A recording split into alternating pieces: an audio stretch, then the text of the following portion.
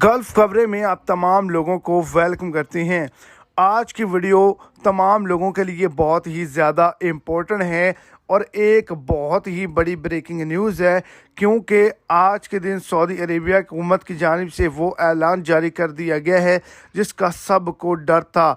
आज रात गैर मुल्कों के सऊदी अरेबिया में सर कलम किए जाएंगे और इनके अंदर पाकिस्तानी और इंडियन भी शामिल हैं जिनको ये सज़ा सुनाई गई है। तो कौन सी गलती आपने नहीं करनी जिसकी वजह से आप एक बड़े नुकसान से बच सकते हैं।